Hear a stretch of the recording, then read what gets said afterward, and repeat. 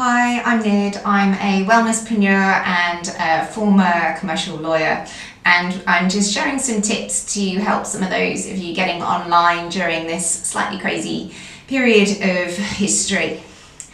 Today I'm sharing a conversation I had with a friend and yoga teacher colleague of mine, Adele. We're discussing the models online and the different ways in which we might try to explore sharing our teachings with our clients. I want you just to be aware that this video has quite a range of discussions of the different platforms and some of their pros and cons. Although there's a degree of detail, obviously it's also quite high level because there's so much that we try to cover. Please bear in mind that this is a time of exploration.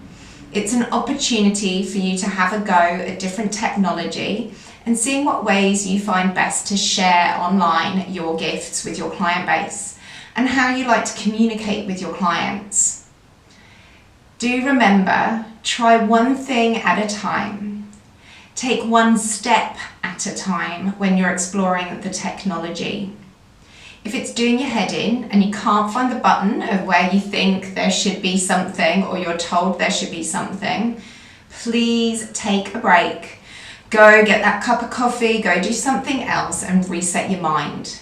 When it comes to learning technology and exploring about what serves us best and how we can best communicate using that technology, you need to be engaging both your creative mind but also that logical mind. Technology works best when we take one step at a time. Process of elimination. So you follow the step, and if it doesn't work, go back a step and take the next option. If that doesn't work, you go back a step and you take the next option. Try to go slowly. Try to take note if you need to of the different steps that you're taking in order to make sure if it works. And then also be mindful of your budget. Don't rush into spending a fortune on buying fancy equipment and paying for loads of licenses. It can get really expensive working online. So do the trial periods, have little experiments. Be honest with your clients about the fact that you're just trying things out and hope that they want to experiment and explore with you.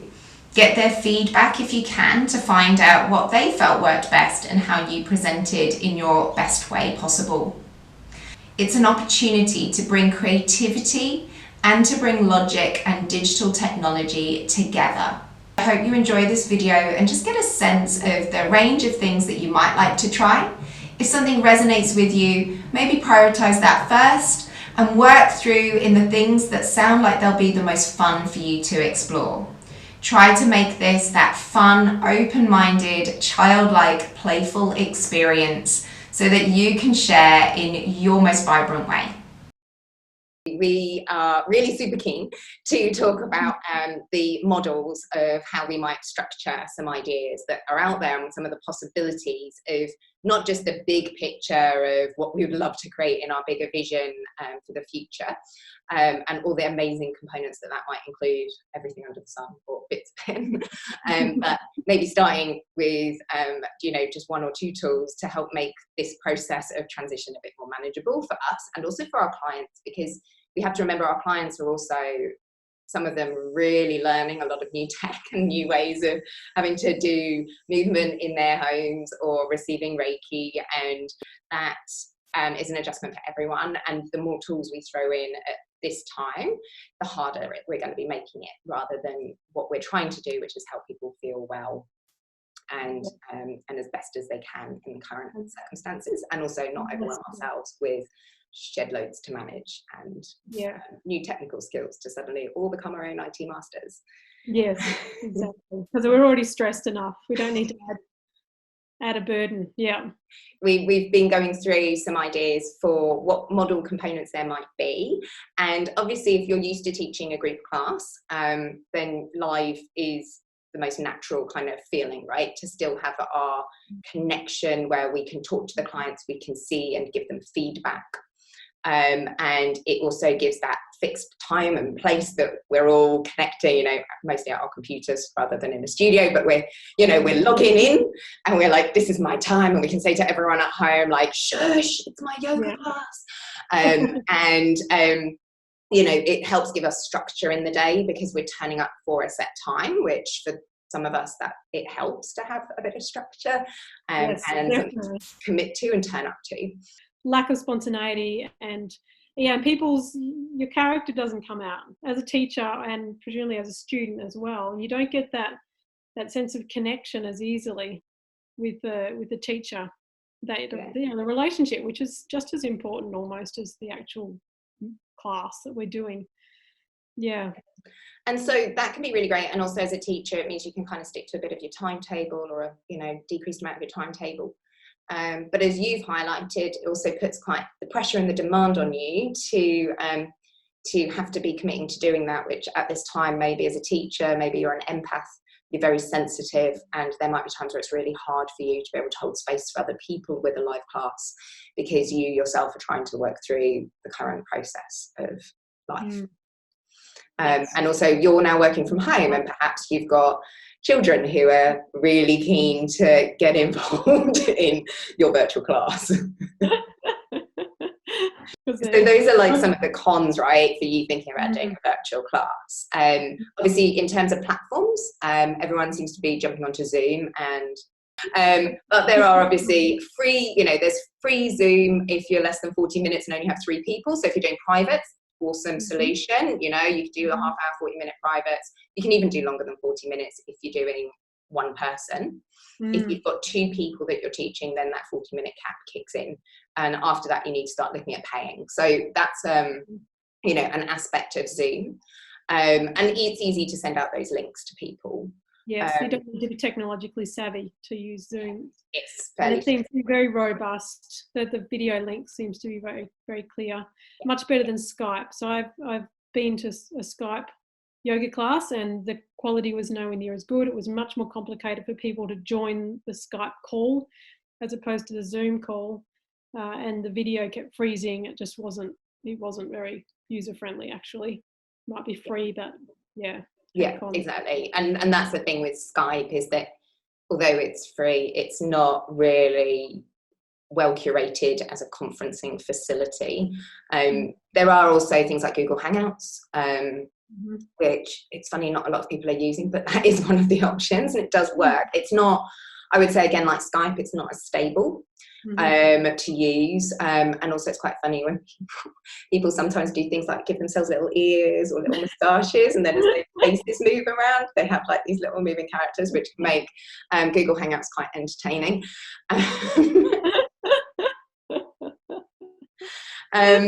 And obviously there's things like doing a Facebook Live or a YouTube Live, but those would be very much you live casting as opposed to seeing your clients and being able to give them that feedback about what they're physically doing like a class. That comes back to also the question of safety, where with something like Zoom, you can actually see your clients while they're doing their movements or whatever the class is, and you can check in on them and make sure they're doing it safely. Whereas if you can't see them, you don't have, it might be a live class, but if you can't see them, then you can't be sure that they're doing things well and safely. So it gives you that more of a real virtual live class. And keep that relationship, right, with your client, your connection with them. And I guess it depends on the clients that you've got as to whether or not you want to call out names, correcting people, or give generic corrections. And that's very much a teacher-client relationship thing to consider, as to what your teaching style is like, and those relationships as to whether or not you can call out names or not. But also you can get people moving and then come up and stare at the computer screen. You know, you can run over to your mat, be over there, and then come over here and be like, what are you all doing? And that's a nice way for you as a teacher to kind of keep you really engaged with what's going on, and with what's going on with their bodies, you know, and some of the things that come up, and you can allow, you know, 10 minutes at the end of the class to everyone sit and have a chat. Yes, yeah. And you can also record, if it's Zoom, you can also record it and then post it so that people who can't get to the actual class can watch it later. Or people can do the class every day of the week if they wish. That sort of. Yeah, exactly. Which is one of the awesome things about Zoom, right? You know, and I mean, that's how I've always used it for years, is like when I'm teaching a client a new sequence that we're going to be working on for a while, we video me doing it, talking them through, giving them their corrections. So I watch them while I'm doing it, giving them their corrections, and then They get a video of me doing it, but saying the things that they need to do. And then they practice with that when we're not live. And then obviously we go over it live, and then they get the technical stuff from me at that point.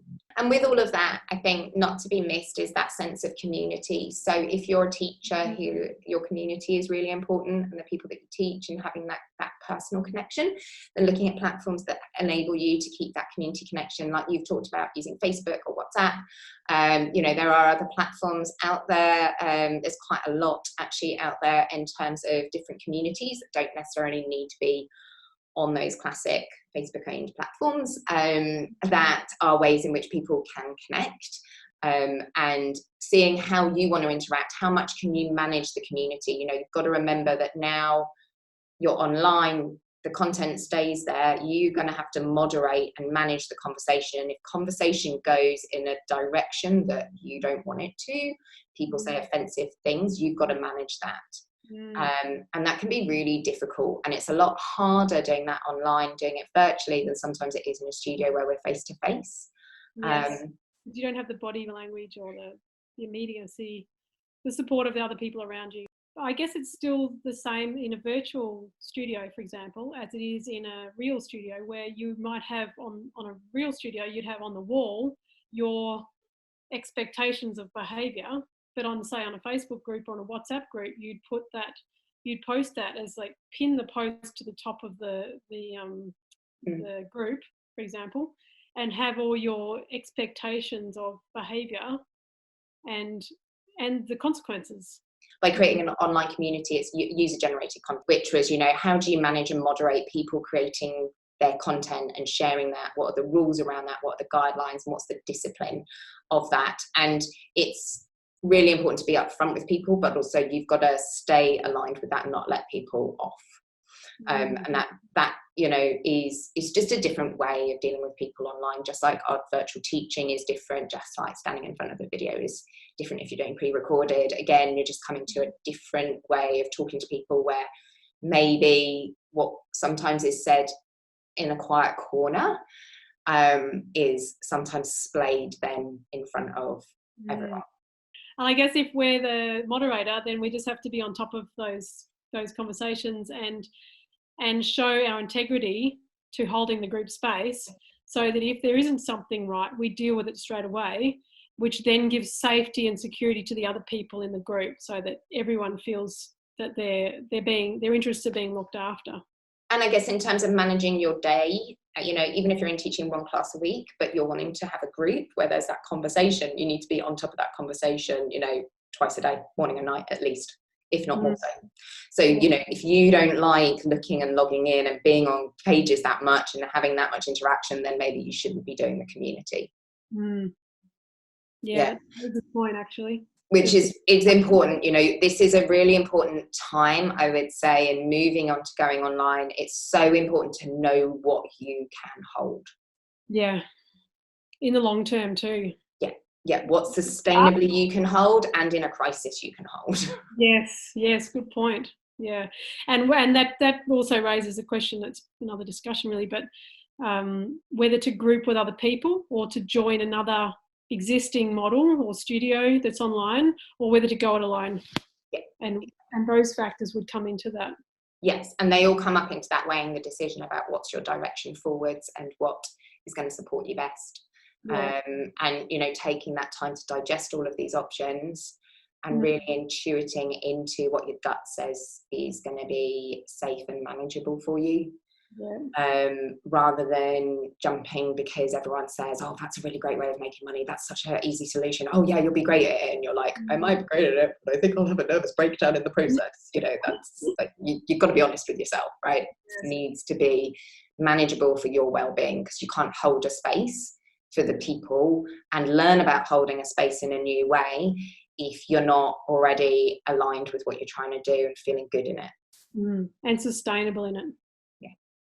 I've been trying to weigh up the idea of, can I just start small and really basic, like just phone as a video and no extra fancy gear, and then just have a Facebook group where people have to set up a subscription into my account in order to be able to join. Obviously I have to monitor they continue that, but to get them to join, so they're subscribing, and then have Zoom live classes, which I then record and then save in the Facebook group that they can then access, and they can access all the historical ones, as a way of getting started really simply, without any overheads, and just to see how it goes and what sort of client base I can draw in like that. But then at the same time, trying to balance that with how much time does it then take me, and how much energy does that take me to do those live classes in that way, and also to moderate the group, and also enable myself to then, if it does work, to then naturally grow it into the next stage where it needs maybe membership subscriptions or a website, and whether it's actually worth, whether it's worth trying it out first as a small thing in a very low cost way that's easy to manage, and then try and transition later into a website with subscriptions, for example, and maybe YouTube links to pre-recorded videos and all the whole works, or whether it's actually better to just try and start off with that foundation of a website to get going. So that if you're not careful though. So I think, if you're comfortable with Facebook and making Facebook groups and or even a WhatsApp group, say, like, you don't even need to make a Facebook group, right? You can have a WhatsApp group, send them the Zoom link, they use that to get onto Zoom, and then you can send them the YouTube link in the WhatsApp group so that they know where to find the video. It's not the most clear layout. WhatsApp chats are like Facebook chats, things will get lost. But at the same time, if you're just experimenting and you want to keep it simple and easy, you could just do that. Yeah. Right. And then it's just a matter of not getting too bogged down with the actual teaching and the live classes, so that I've still got the energy to go out and do the website design and the next step. Yeah, so that's sort of the way I've been thinking at the moment, is to try and to step it up slowly. And that kind of goes into the pre-recorded really nicely, which is obviously doing pre-recorded videos, which maybe if you've never been a video editor or a producer, suddenly you've got a whole raft of new skills about making videos.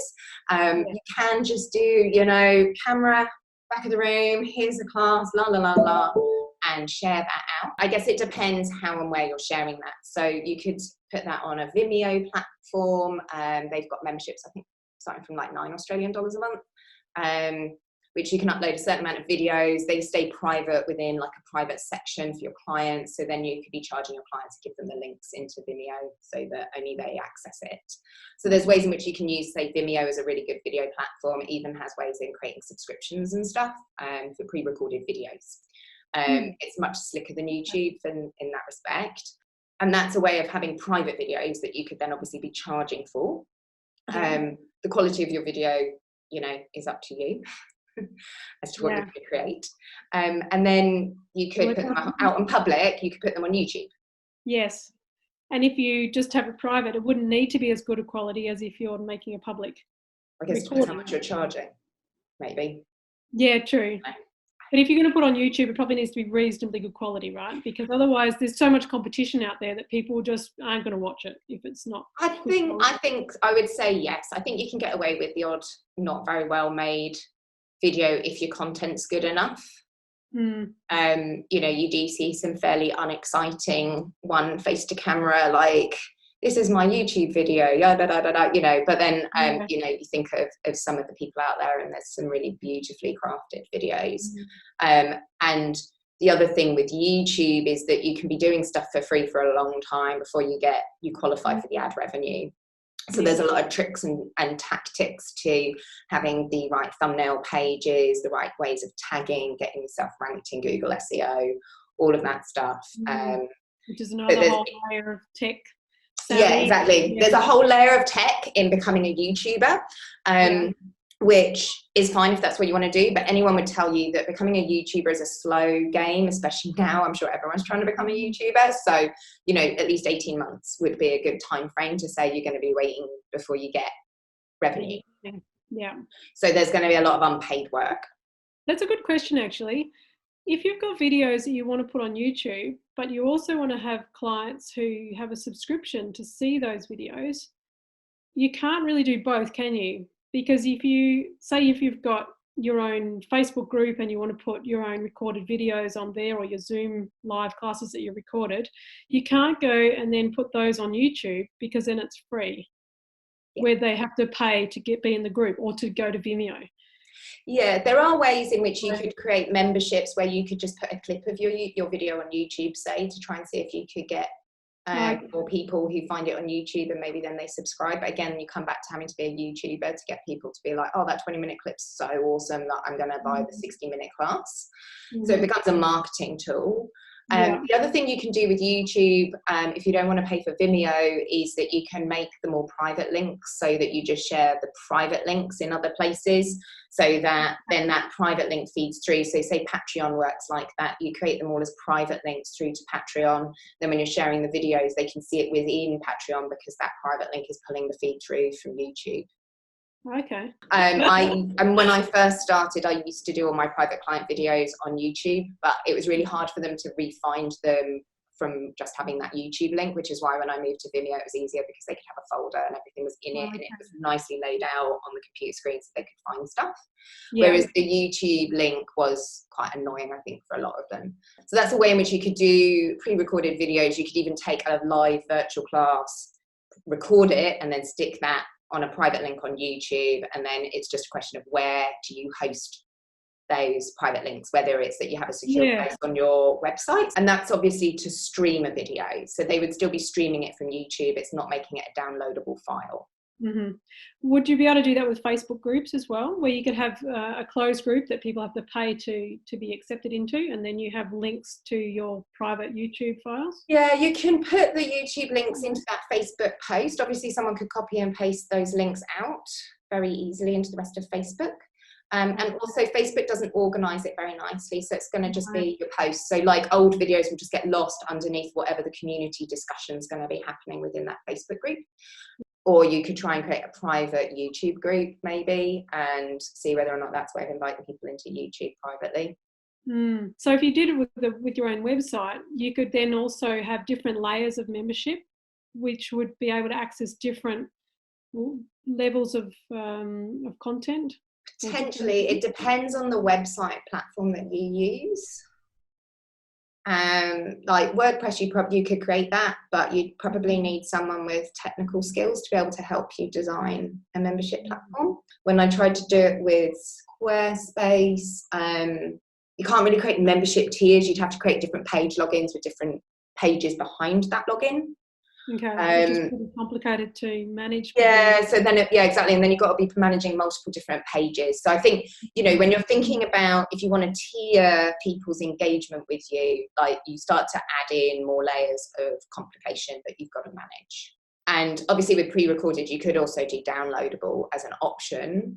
So people download a video at a time, and then they have the file, but then obviously you've got the copyright protection aspect that they could then just share that file with as many people as they want.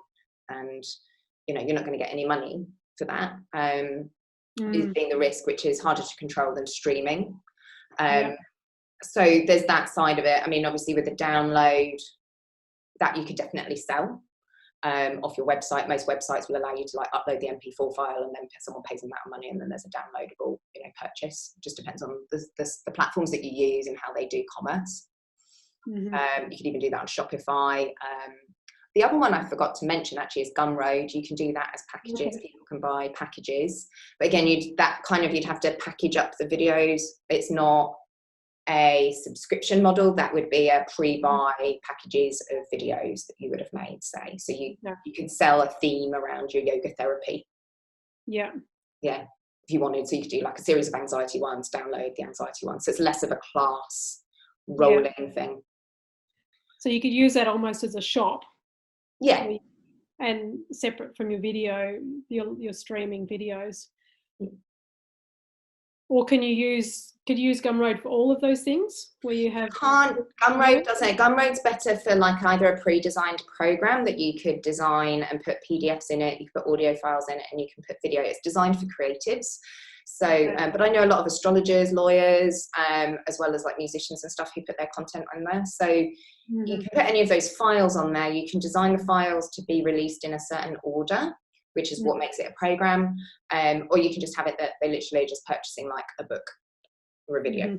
And so, you know, you could do a yoga sequence as a load of yoga sequences as a PDF book that they then download from Gumroad as well. So that's another way in which you could put pre-recorded stuff in and make it like a package to purchase and download and own the files. And to see how it goes. Join if you like, and we'll just take it from there. And the other thing to remember also is just to ask, you know, you can also still ask family and friends if you're not sure. So just do family and friends, put it out there. And if you don't get other people, at least you're still teaching your family and friends and getting yourself into that rhythm. Because in our last conversation, we talked about, you know, practicing your virtual teaching skills and developing that experience. And so maybe you put it out there, don't worry about how many people sign up, but just get a couple of key friends and family so that you start doing the videos and you start having that content there, even if you don't have a massive client base there. Another key tactic to think about. And getting comfortable being in front of the camera, for example. But say you are someone who's already got a website, you've already got that side of things all built in, and you do want to do it on your website. The other things that you could be doing to try and make yourself money outside of YouTube revenue at this time, which is still part of your teaching, is there's a lot of people now doing stuff at home, so they need equipment at home. So the other thing would be to sign up to try and become an affiliate of various different products that relate to what you teach. And you could then be making, you know, a bit of commission on the side of selling a yoga mat, selling some blocks. And that's a really good way in which you could start making a little bit more money on the side. And you don't even have to have that on a website. You could be doing that even on your Facebook and your WhatsApp, but you just need to make sure you always include a disclaimer that you are going to make money out of them making a purchase. Because that's a really important part of advertising law, is that you have to disclaim that you're making a profit out of that link. Which is why when you get people who aren't making money, they're also really clear to be like, I am not making a profit. I have no affiliation with this company. You know, it's because they're not. But if you are going to use an affiliate model, it's a great option and a way of making a bit of kickback. So that's a way in which you could be making money as well. So you could look at that as a short-term option to help you with increasing some money, especially if you're bringing in people to do classes and then you're like, I'd really like them to have a bolster. And so you go, can I do an affiliate deal with a really nice bolster company, and say to them, if I send you a load of links, you know, and you get some purchases from me and I get them to have a code, you know, can you give me I don't know, normally you'd hope for 20-30% kickback from an affiliate deal. So it can be quite good depending on the products that you're affiliating yourself with. The other thing, if it's your own website and people are coming to you to watch your videos, if you're doing it as a closed paywall for your videos, you probably would not want to do this, caveat, because it looks really, really cheap.